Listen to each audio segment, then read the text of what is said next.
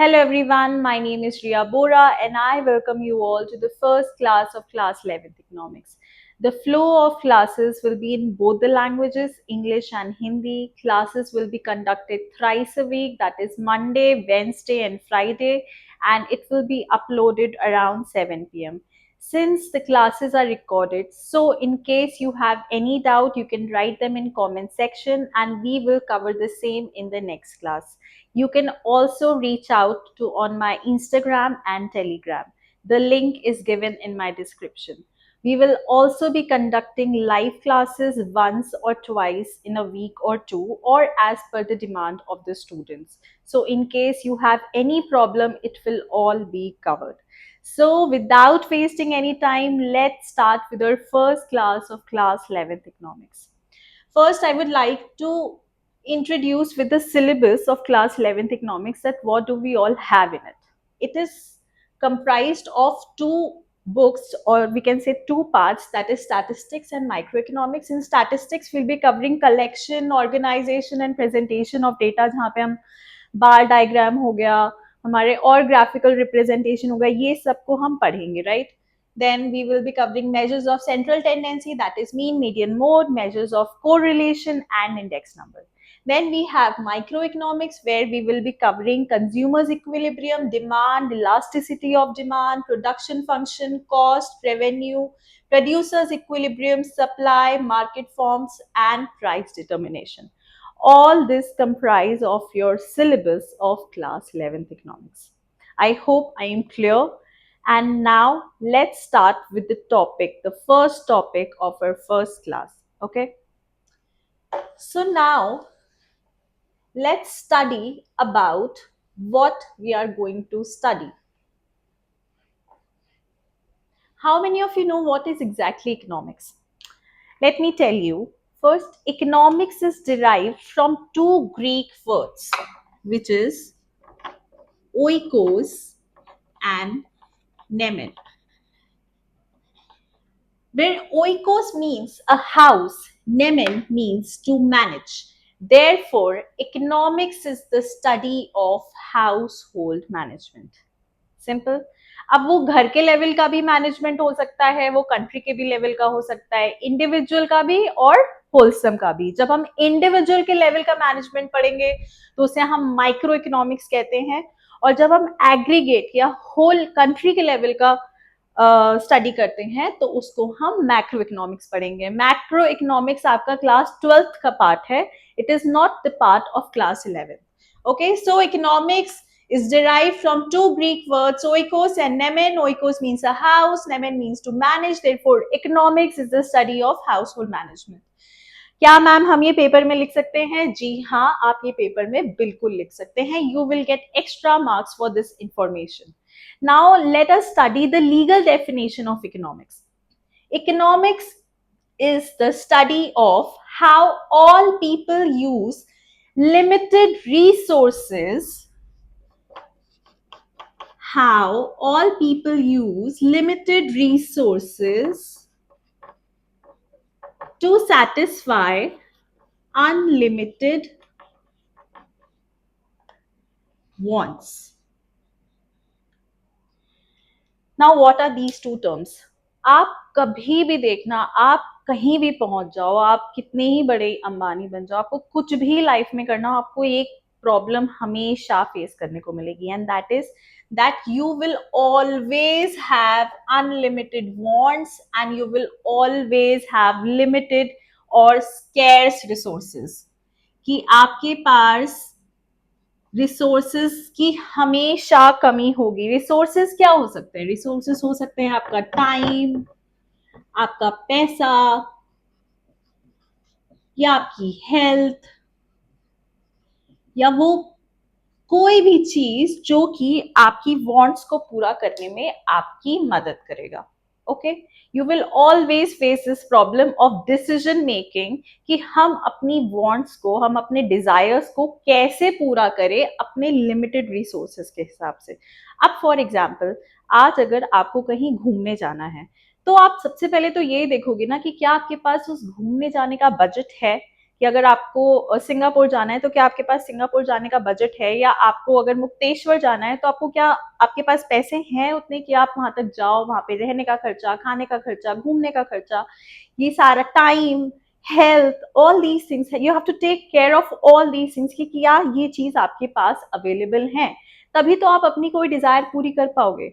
आज अगर आपका मन कर रहा है कि आपको ट्रैकिंग करनी है, तो ट्रैकिंग करने के लिए पैसा तो सेकेंडरी हो गया, पर सबसे पहली चीज आती है हेल्थ। क्या आपकी हेल्थ ठीक है? पता लगे 4 कदम चल के ही हाँफने लगते हो। ऐसे लोग तो ट्रैकिंग नहीं कर सकते ऑफ कोर्स।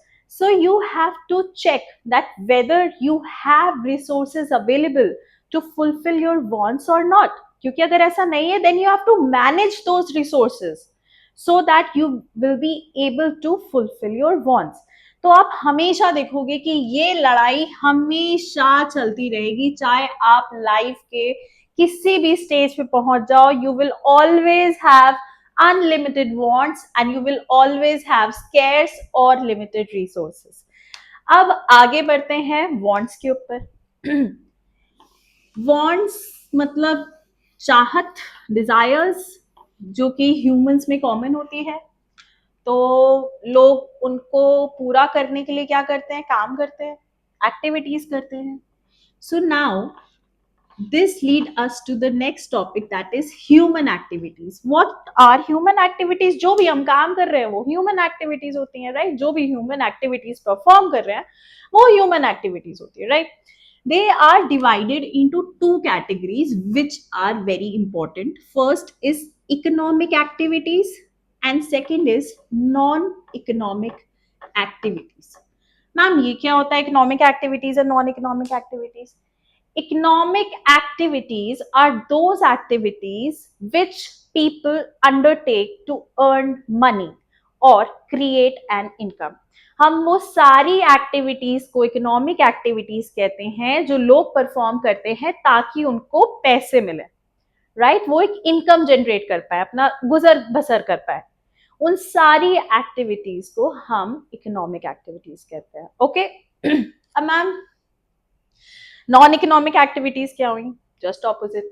वो सारी एक्टिविटीज जो हम इसीलिए परफॉर्म कर रहे हैं कि हमें उसके बदले में कुछ भी मिले, लेकिन पैसे नहीं मिल रहे हैं।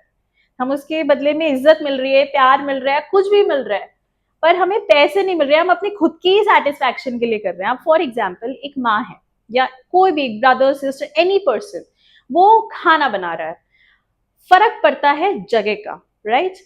वही खाना अगर कोई इंसान अपने घर पे बना रहा है, अपनी फैमिली के लिए बना रहा है, तो it is a part of non economic activity.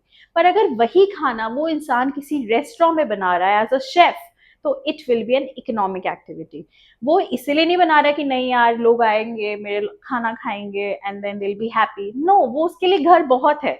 वो इसीलिए वो खाना बना रहा है कि लोग आएंगे, उसका खाना खाएंगे, उसका खाना पसंद होगा, उसके बदले में उसे पैसे मिलेंगे and he will be able to create an income. Okay, non economic activity में ऐसा कुछ नहीं होता है। क्या हम रोज अपनी मम्मियों को या अपने भाई बहनों को या पापा को कुछ बदले में देते हैं? वो कितना कुछ करते हैं हमारे लिए। दे डोंट इवन एक्सपेक्ट कि हम उनको बदले में पैसे देंगे, of course not, right? So it is a part of non economic activity जो कि we perform out of love या सिंपैथी या any other reason apart from creating money. Okay, I hope this is clear to you. Now we will move on to economic activities in depth. अब economic activities को भी further 3 categories में divide किया जाता है। Ma'am वो क्या है? पहला है consumption, दूसरा है production और तीसरा है distribution. अब मैम ये क्या होता है? ये 3 तरीके की एक्टिविटीज होती हैं जो इकोनॉमिक एक्टिविटीज के अंडर आती हैं। क्लियर? कंजम्पशन के अंडर वो सारी एक्टिविटीज आती हैं जहां पे हम गुड्स और सर्विसेज को यूज करते हैं अपनी सेटिस्फैक्शन के लिए। कि आज मेरा पिज्जा खाने का मन हो रहा है तो फिर मैंने पिज्जा ऑर्डर करके खा लिया, सो it is a consumption activity. और जो ये एक्टिविटी परफॉर्म कर रहा है उसको हम क्या कहते हैं? उसको हम कहते हैं कंज्यूमर। जो कंज्यूम कर रहा है वो कंज्यूमर, जो प्रोड्यूस कर रहा है वो प्रोड्यूसर। Very simple, right? तो जो गुड्स हम यूज करते हैं या जो सर्विसेज हम यूज कर रहे हैं अपनी सेटिस्फैक्शन के लिए, अपने डिजायर्स को सेटिस्फाई करने के लिए, वो उन एक्टिविटीज को हम कंजम्पशन एक्टिविटीज कहते हैं. आई hope I am clear. Okay, now second is production. अब प्रोडक्शन क्या होता है? वो सारी एक्टिविटीज जो हम इसीलिए कर रहे हैं ताकि हम पैसे जनरेट कर पाए, इनकम जनरेट कर पाए, मनी जनरेट क्रिएट कर पाए. ओके, तो अगर कोई एक्टिविटी हमें मनी जनरेट करने में हेल्प कर रही है, so that will be our production activity. Okay, और जो प्रोडक्शन एक्टिविटीज को अंडरटेक कर रहा है, जो इन एक्टिविटीज को परफॉर्म कर रहा है, उनको क्या बोलते हैं? उसको बोलते हैं producer. Now the third part which is very important, और इसको हम इन डेप्थ भी करेंगे, that is distribution. What is distribution?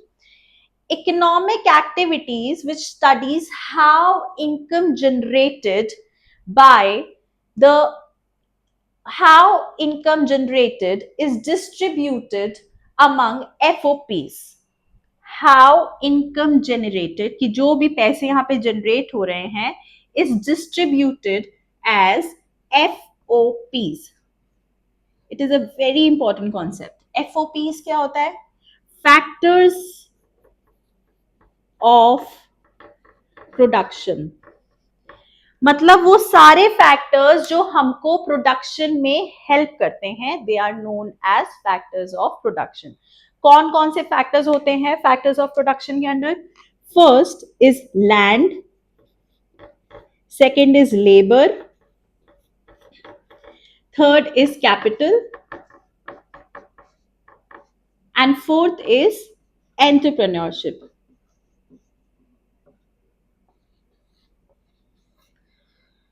हम कोई भी बिजनेस स्टार्ट करते हैं तो उनमें मिनिमम ये चीजें तो लगती है, मिनिमम ओवरऑल ये चीजें लगती ही लगती हैं. We will need a space. अगर हम कोई रेस्टोरेंट खोल रहे हैं तो हम हवा में तो खोलेंगे नहीं. We will need a space, we will need a proper place, right? कि हमें एक लैंड चाहिए कि जहां पे हम अपना सेटअप खोल पाए, right? We need land. Second, we need labour. अब हमने जगह खरीद ली या जगह रेंट पे ले ली, now we will be needing labour. कि अब उस जगह को चलाएगा कौन? अगर हमने सेटअप क्रिएट कर लिया तो अब वहां पे हमें स्टाफ हायर करना पड़ेगा, शेफ हायर करने पड़ेंगे, मैनेजमेंट स्टाफ हायर करना पड़ेगा, सिक्योरिटी हो गई, जो रॉ मटेरियल्स लाएगा ले जाएगा, वेटर्स. मतलब we have to hire people who will run that place. Labour. Third is capital. अब ये लैंड और लेबर का इंतजाम कैसे होगा? कैपिटल से. आपके पास जब तक पैसे नहीं है, कैपिटल नहीं है, तब तक आप कोई भी जगह कोई भी चीज नहीं खोल सकते हो. You need money to open anything, any joint or any business. You need a minimum amount of money depending upon business to business, right?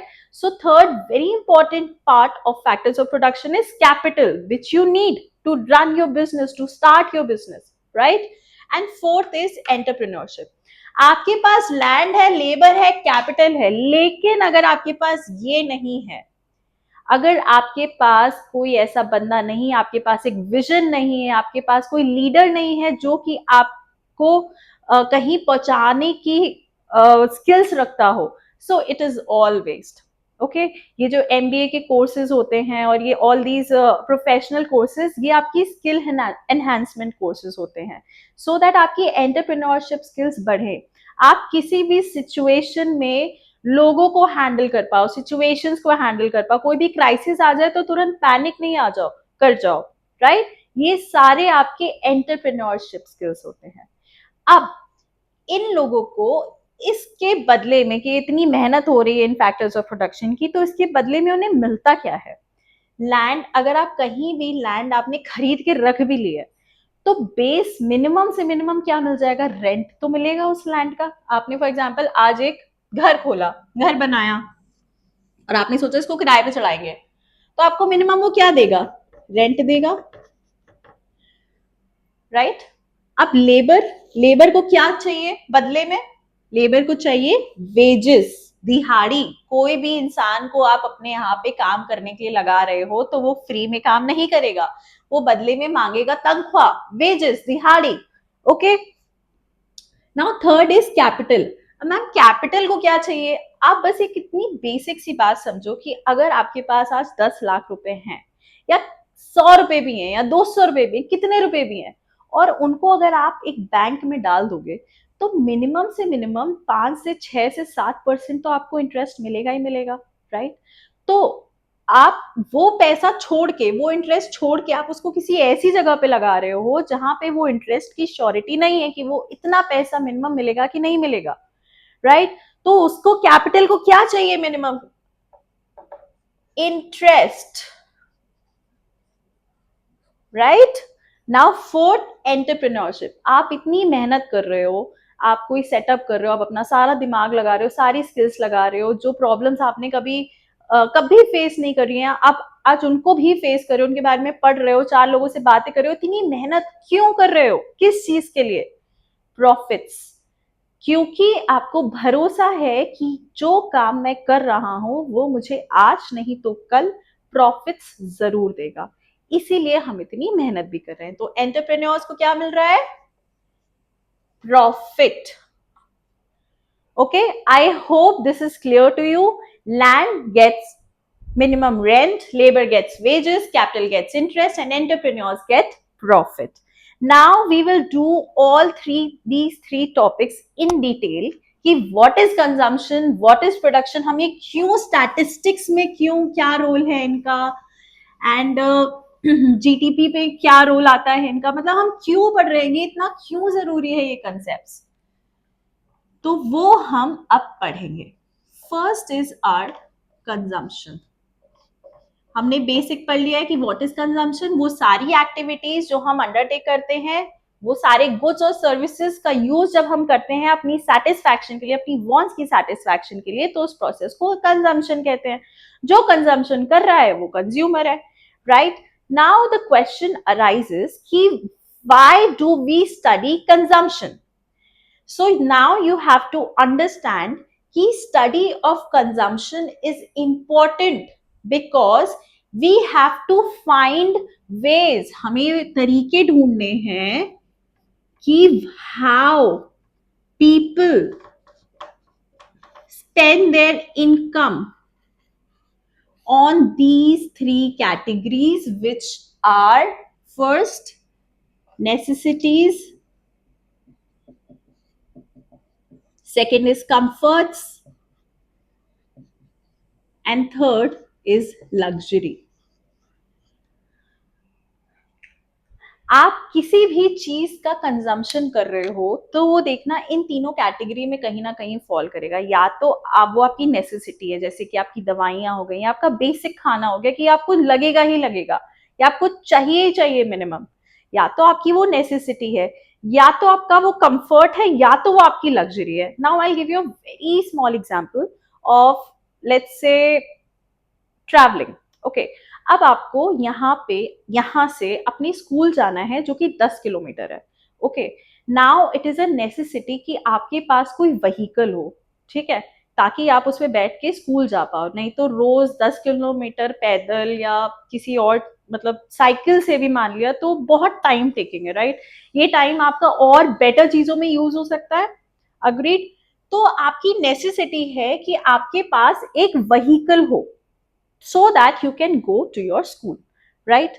अब कंफर्ट पे क्या बात आई? अब व्हीकल तो साइकिल भी होती है, मोटरसाइकिल भी होती है, स्कूटी भी होती है, गाड़ी भी होती है, चार्टर प्लेन भी होता है, ये सारे व्हीकल होते हैं।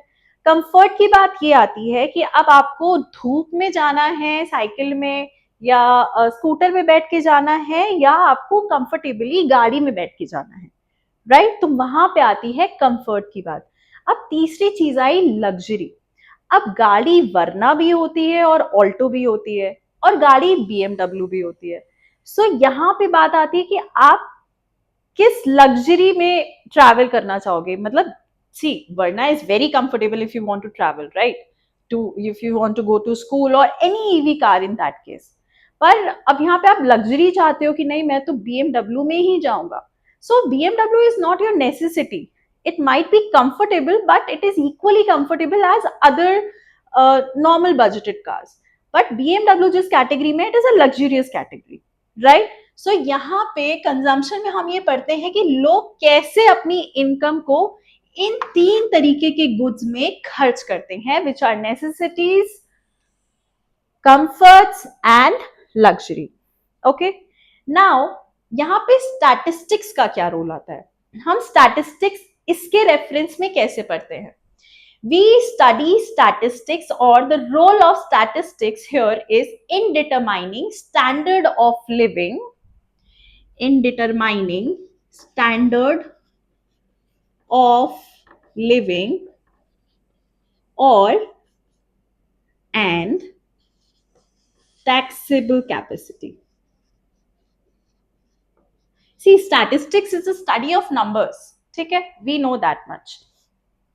तो हम स्टैटिस्टिक्स का रोल यहाँ पे कंजम्पशन को पढ़ने में क्या आता है कि हमें ये पता लगता है कि लोगों का स्टैंडर्ड ऑफ लिविंग कैसा है, कि वो क्या सिर्फ अपने नेसेसिटीज और कंफर्ट्स में ही खर्च कर रहे हैं, कि या वो थोड़ा एक स्टेप ऊपर जाके अपनी लग्जरीज को भी थोड़ा सा प्रेफरेंस दे रहे हैं, या वो सिर्फ लग्जरी को ही प्रेफरेंस दे रहे हैं, नेसेसिटीज या कंफर्ट को नहीं दे रहे हैं.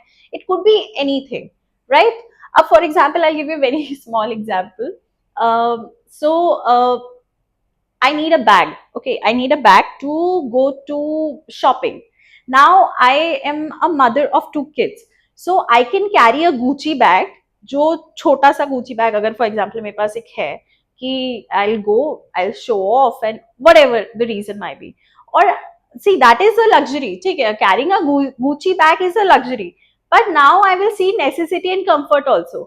कि मैं 2 बच्चों की माँ हूं, तो मेरा इतने छोटे बैग में गुजारा नहीं चलेगा, मुझे एक बड़ा बैग चाहिए जिसमें मैं उनकी दूध की बोतल भी डाल सकूं, एक एक्स्ट्रा चेंज कपड़े भी डाल सकूं, कुछ खिलौने, कुछ खेलने के लिए, कुछ टीदर, कुछ भी और भी चीजें डाल सकूं, अपना भी कुछ पर्सनल सामान डाल सकूं, पैसे डाल सकूं, मोबाइल डाल सकूं, anything. So I also have to see these things also. तो जरूरी नहीं है कि जो हमारी नेसेसिटी हो वही हमारा कंफर्ट हो, और जो हमारा कंफर्ट हो वही हमारी लग्जरी भी हो.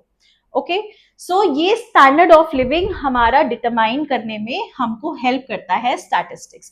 और दूसरी है टैक्सेबल कैपेसिटी. टैक्सेबल कैपेसिटी मतलब कि जो पैसे टैक्स देने के बाद हमारे पास बचते हैं, हमारे पास 1,000 रुपए बच रहे हैं, मतलब इनकम है हमारी 1,000 रुपए की, तो अब उस 1,000 रुपए में हमें टैक्स भी देना पड़ेगा, तभी हम इन चीजों के ऊपर खर्च कर पाएंगे, नहीं तो हम कर ही नहीं पाएंगे.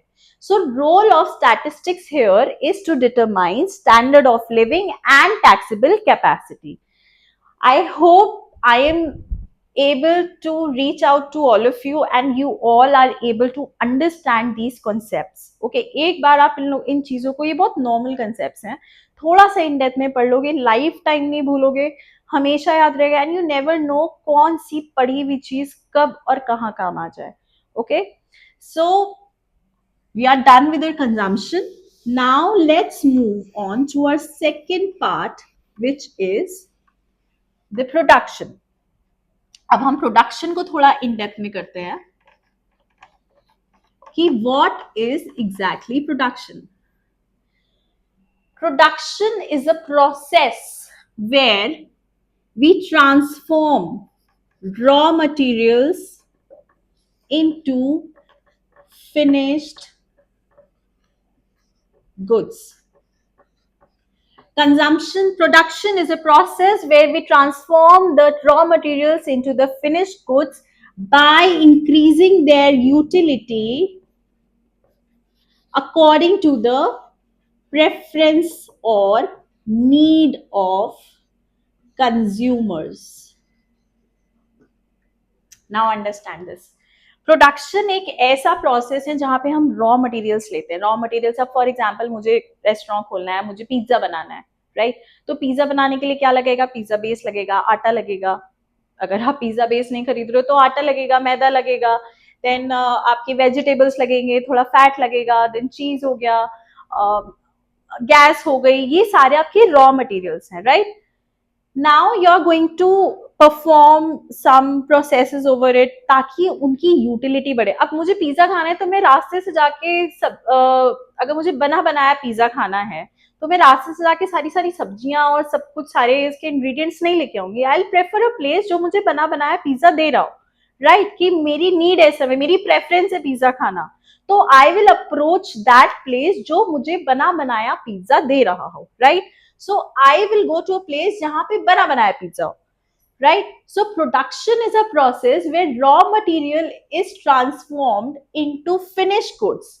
How? By increasing their utility. Simple vegetables को और सिंपल इंग्रेडिएंट्स को उन्होंने उसकी यूटिलिटी बढ़ा दी, उसकी वर्थ बढ़ा दी। जो रॉ मटेरियल 100 रुपए के खरीदे हैं, अब वो पिज्जा बन के 1000 रुपए में बिक रहा है।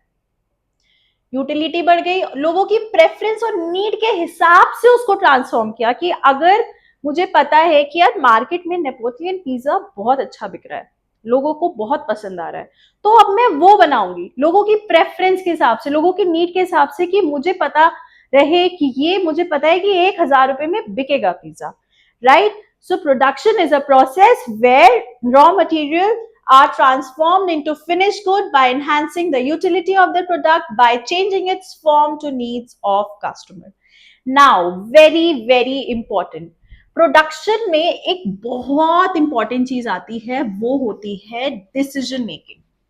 किस चीज की डिसीजन मेकिंग?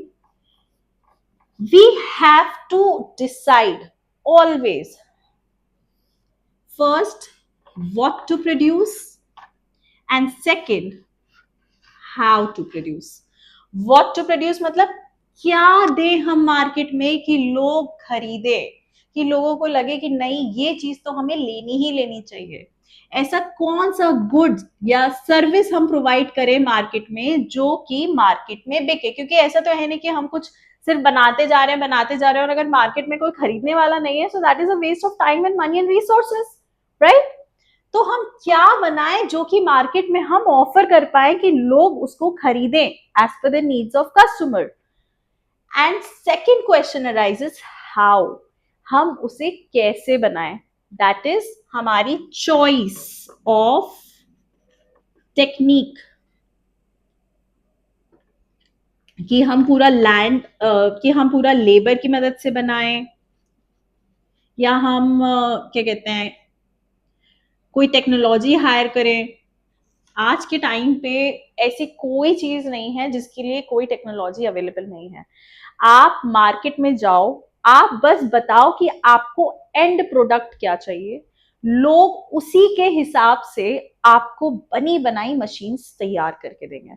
इसका very we have a very small example for this is roti.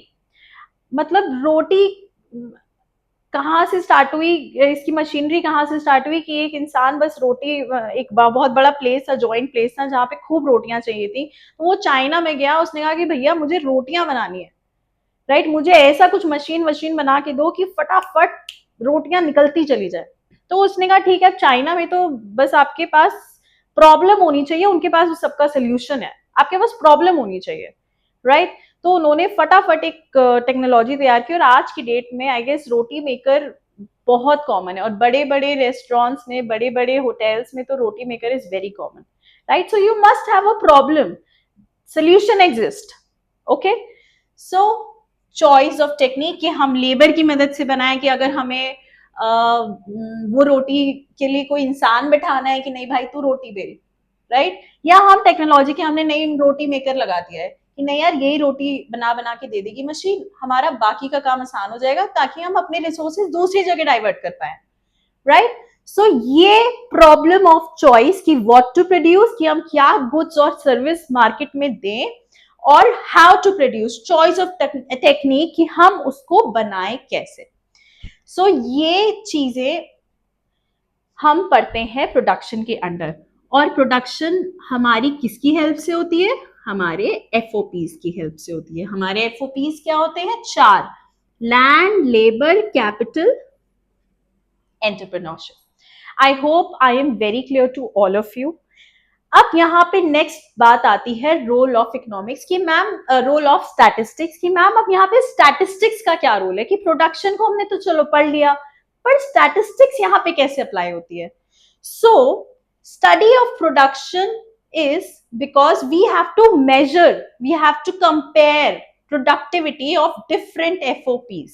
मतलब हम ये देखते हैं कि अगर हम किसी जॉइंट में कोई रोटी बनाने के लिए सिर्फ लेबर लगा रहे हैं, तो हम ये देखते हैं कि ये ज्यादा इफेक्टिव है कि ये ज्यादा इफेक्टिव है, कि हमें फायदा किसमें ज्यादा हो रहा है। हम ये देखते हैं कि जितने भी FOPs हैं इसमें हम कंपेयर करते हैं, मेजर करते हैं कि कैसे और क्या, मतलब हमारे डिफरेंट एफओपीज की प्रोडक्टिविटी को हम कंपेयर करते हैं, राइट। और फिर हम उसी हिसाब से अपनी डिमांड और सप्लाई का एल्गोरिदम एडजस्ट करते हैं, कि हम चेक करते हैं कि डिमांड कैसी है, सप्लाई कैसी है, फिर हमें कितना और बढ़ाना चाहिए या कितना कम करना चाहिए, या डिमांड कैसे, मतलब we study all these things under production. I hope I am clear to all of you. This was our production. अब आता है हमारा last concept which is distribution, जिसके बारे में हम काफी हद तक पढ़ ही चुके हैं. मैम, डिस्ट्रीब्यूशन क्या होता है? I just told you what is distribution. Distribution is when distribution are those economic activities which studies how income generated is distributed among FOPs. FOPs, land, labor, capital, entrepreneurship. It deals with determining how total income from land, labor, capital and entrepreneurship, कि हम इनकी मदद से जितना भी पैसा कमा पा रहे हैं वो वापस how it is distributed back as rent, wages, interest and profit. अब यहाँ पे स्टैटिस्टिक्स का क्या रोल आता है? स्टैटिस्टिक्स का ये रोल आता है that how national income generated is distributed among different FOPs. National income क्या होता है? How many of you know national income का concept? It will come in your macros next year. But let me tell you a very brief info about this. National income को GDP भी कहते हैं. GDP is gross domestic production. इन चारों factors of production की मदद से हम जितना भी गुड्स और सर्विसेज प्रोड्यूस करते हैं उनसे जितनी भी इनकम जनरेट हो रही है उसके समअप को हम जीडीपी कहते हैं.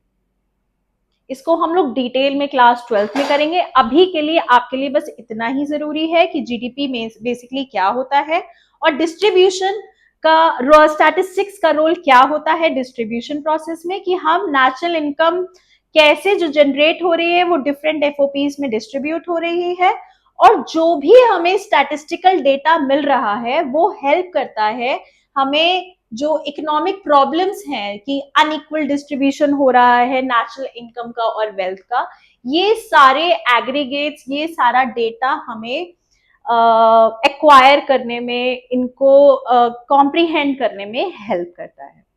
आई hope I am clear to all of you कि डिस्ट्रीब्यूशन का और स्टैटिस्टिक्स का क्या रोल है इकोनॉमिक्स में.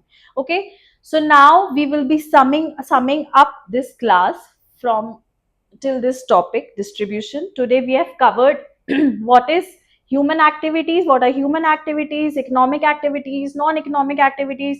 फिर human activities में किस किस टाइप की कैटेगराइजेशन है, that is consumption, production, distribution, और इन तीनों को हमने डिटेल में किया है. आज के लिए इतना ही रखते हैं. अब हमारी नेक्स्ट क्लास होगी परसों, जहां पे हम इससे आगे पढ़ेंगे. प्लीज कोई भी डाउट हो उसको कमेंट सेक्शन में लिख लीजिए, नहीं तो आप मुझे टेलीग्राम पे या इंस्टाग्राम में डीएम भी कर सकते हो अपनी problem, and I will reach out to you, I will solve your problem. वो नेक्स्ट क्लास नहीं तो नेक्स्ट टू नेक्स्ट क्लास में आपकी वो प्रॉब्लम सॉल्व हो ही जाएगी. सी ये बहुत छोटे छोटे लेक्चर्स हैं, आधे आधे घंटे के, आप कभी भी टाइम निकाल के इनको कवर कर सकते हो. आपको एक्स्ट्रा अलग से कहीं बाहर जाके क्लास लेने की जरूरत नहीं है. You can cover these classes at your own comfort. Okay, so I hope I am getting clear to all of you. Please stick to the syllabus and refer other friends so that उनको भी इन चीजों से benefit हो पाए, right? And then I will see you day after tomorrow. Thank you so much. It was really nice meeting you all. Thank you.